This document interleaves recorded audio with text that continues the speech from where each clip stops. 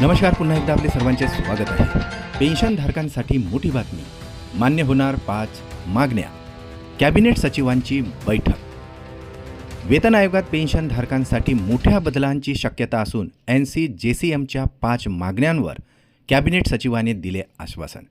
चला तर पाहूया याविषयी सविस्तर अपडेट. त्यापूर्वी आपणास विनंती आहे, चॅनलला अजूनही सबस्क्राईब केलेलं नसेल तर चॅनलला सबस्क्राईब करा, जेणेकरून नवनवीन अपडेट लवकरात लवकर तुमच्यापर्यंत पोहोचतील. बेल आयकॉनला प्रेस करायलाही विसरू नका. अत्यंत आनंदाची बातमी आपल्या सहकारी मित्रांना शेअर करायला विसरू नका.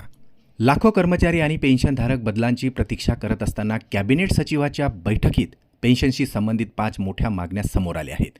त्यावर कॅबिनेट सचिव यांनी आश्वासन दिले असून आता या मागण्या मंजूर करण्याचेही संकेत दिलेले आहे.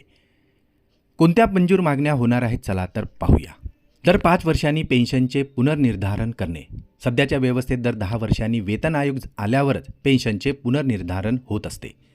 संसदीय स्थायी समितीच्या शिफारशीच्या आधारे मागणी केली आहे की दर 5 वर्षांनी पेन्शनचे पुनर्निर्धारण व्हावे. कॅबिनेट सचिव यांनी ही मागणी वेतन आयोगाकडे पाठवण्याचे सुद्धा आश्वासन दिलेले आहे. कौटुंबिक पेन्शनची मागणी.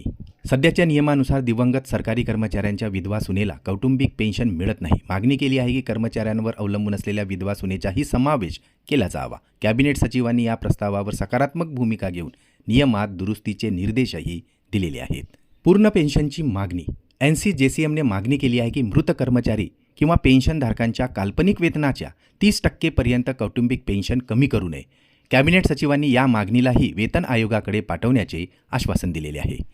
जुनी पेन्शन योजनेची मागणी. कर्मचारी संघटनेने मागणी केली आहे की ज्या पदांची भरती 22 डिसेंबर 2003 पूर्वी सुरू झाली होती त्या कर्मचाऱ्यांना OPSचा लाभ मिळावा. विशेषतः अनुकंपा नियुक्तीधारकांच्या बाबतीत सरकारनेही दिलासा देण्याचे संकेत दिले आहे.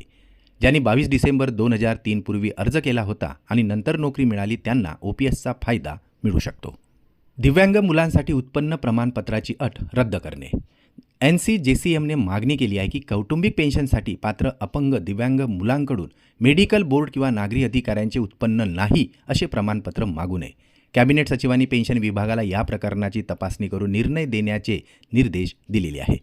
या मागण्या मान्य झाल्यास भविष्यातील पेन्शनधारकांच्या पेन्शनवर आता मोठा परिणाम होणार आहे.